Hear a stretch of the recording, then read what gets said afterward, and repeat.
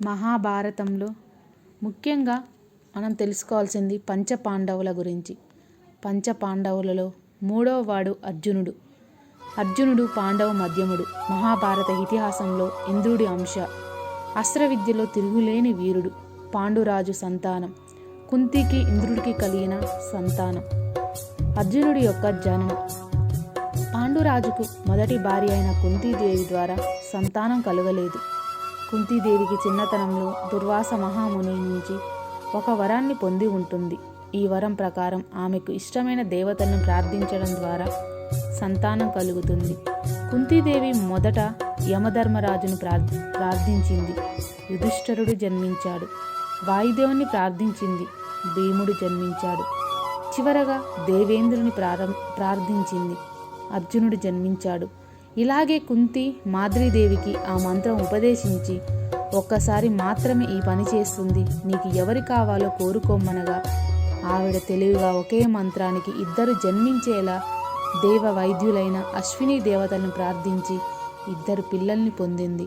ఇలా పంచపాండవుల జననం జరిగింది. వృత్తాంతం.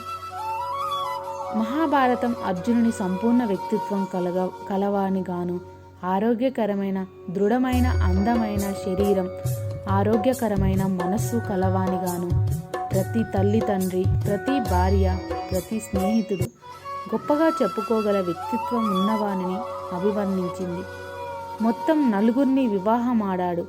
స్నేహితులతో కూడా చాలా మంచిగా వ్యవహరించేవాడు.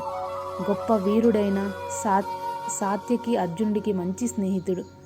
తన బావ అయిన శ్రీకృష్ణునితో జీవితాంతం మంచి సంబంధం కొనసాగించాడు. కొంచెం మృదు స్వభావి, మంచి ఆలోచనాపరుడు కూడా. అందుకనే మహాభారత యుద్ధ సమయంలో శ్రీకృష్ణుడు అతనికి గీత బోధించవలసి వచ్చింది. అర్జునుడి విద్యార్థిగా. అర్జునుడికి యోధుడిగానే గొప్ప పేరు. దీనిలో పునాది లేత వయసులోనే పడింది. ద్రోణాచార్యుని దగ్గర విలువిద్య నేర్చుకున్నాడు. చిన్నప్పుడు అత్యుత్తమ విద్యార్థి. చిత్రాంగద, సుభద్ర భార్యలుగా కలరు. కర్తవ్య పాలనలో పాండవులు తమ ఉమ్మడి భార్య అయిన ద్రౌపది సంసార జీవనం సాగించడానికి కొన్ని విధి నియమాలు ఏర్పాటు చేసుకున్నారు. ఈ నియమాల ప్రకారం ఒకరు ద్రౌపదితో ఏకాంతంగా ఉన్నప్పుడు మరొకరు వారు ఏకాంతానికి భంగం కలిగించరాదు. ఇలా భంగం కలిగించిన వారికి ఏడాది పాటు బహిష్కరణ శిక్ష విధిస్తారు. పాండవులు ఇంద్రప్రస్థానాన్ని పరిపాలిస్తున్నప్పుడు ఒకసారి బ్రాహ్మణుడొకడు అర్జునుని సహాయాన్ని అభ్యర్థించాడు. అతని పశు సంపదను ఎవరో దొంగలముట తీసుకెళ్లారని, వారి నుంచి తన పశు సంపద కాపాడమని అర్జున్ని వేడుకున్నాడు. కానీ అర్జునుని ఆయుధ సామాగ్రి మొత్తం ద్రౌపది యుధిష్ఠిరుడు ఏకాంతంగా ఉన్న గదిలో ఉండిపోయినందున వారికి భంగం కలిగించడం నియమాలకు వ్యతిరేకం కనుక సందిగ్ధంలో పడ్డాడు. కానీ సహాయార్థం వచ్చిన బ్రాహ్మణోత్తముని తిట్టి పంపడం క్షత్రియ ధర్మం కాదు. కాబట్టి ఆ శిక్ష గురించి జంకకుండా వారున్న గదిలోకి వెళ్ళి ఆయుధాలు తీసుకొని పశువులను దొంగిలించిన వారి కోసం వెళ్ళాడు. ఆ పని పూర్తయిన వెంటనే ధర్మరాజు ద్రౌపదితో సహా కుటుంబం మొత్తం వారిస్తున్న 1 సంవత్సరం పాటు తనకు తానే బహిష్కరణ విధించుకున్నాడు. అర్జునుడు అరణ్యవాసం, అజ్ఞాతవాసం. అజ్ఞాతవాసంలో అర్జునుడు తనకు ఎవ్వరూ గుర్తుపట్టకుండా బ్రాహ్మణుల వేషం ధరించాడు. అరణ్యవాసం విధించిన 5 సంవత్సరంలో హిమాలయాలకు వెళ్ళి తపస్సు చేసి శివుణ్ణి మెప్పించి పాశుపతాస్త్రాన్ని సంపాదించాడు. అర్జునుడి యొక్క యుద్ధం. మహాభారత సంగ్రామంలో అర్జునుడిది చాలా కీలకమైన పాత్ర. యుద్ధ రంగంలో నిలిచి తన బంధువులను, హితువులను, సన్నిహితులను చూసి అర్జునుడు మొదట యుద్ధం చేయనని వెనుకడుగు వేస్తాడు.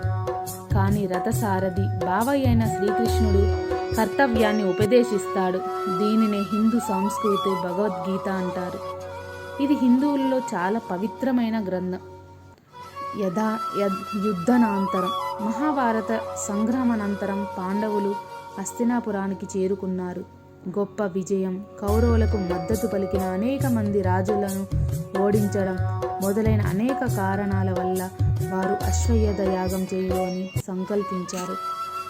పాండవులలో రెండవ వాడు భీమసేనుడు. భీముడు పాండవ ద్వితీయుడు. మహాభారత ఇతిహాసంలో వాయుదేవుడి అంశ. పాండురాజు సంతానం.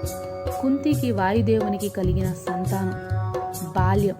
భీముడు వాయుదేవుని అంశమైన జన్మించిన కారణంగా పుట్టుకతోనే అమిత బలిశాలి. పుట్టిన 10వ రోజున భీముడు తల్లి చంక నుంచి జారి ఒక రాతి మీద పడినాడు. భీముడి తాకిడికి ఆ రాయి చూర్ణమైంది. దుర్యోధనుడు నీటిలో పడవేసి చంపడానికి ప్రయత్నిస్తే నాగలోకానికి చేరి 1000 ఏనుగుల బలం వచ్చే ఆశీర్వాదంతో బయటికి వచ్చాడు. భుజబలంలోనూ గద యుద్ధంలోనూ కౌరవ పాండవుల్లో సాటిలేని వీరునిగా పేరొందిన వీరుడు. మగధ రాజైన జరాసంధుని మల్ల యుద్ధంలో నిర్దించిన జట్టి, ఏకచక్రాపురాన్ని పట్టి పీడిస్తున్న బకాసురుణ్ణి, అతని సోదరుడు కిమ్మిరుణ్ణి వధించిన మేటి, హిడింబాసురుణ్ణి వధించి తనని వరించిన అతని సోదరి హిడింబి అను రాక్షసి వనితను కుంతి ధర్మరాజులను అనుమతితో వివాహమాడినాడు.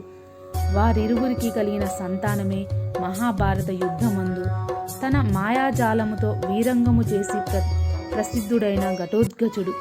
కురుక్షేత్ర సంగ్రామంలో 6 అక్షౌహిణుల మేర శత్రు సైన్యాన్ని నిర్దించినాడు. దుర్యోధన దుశ్శాసనాది కౌరవులను 100 భీమసేనుడే వధించాడు. మన తప్పులుంటే క్షమించండి. Please subscribe.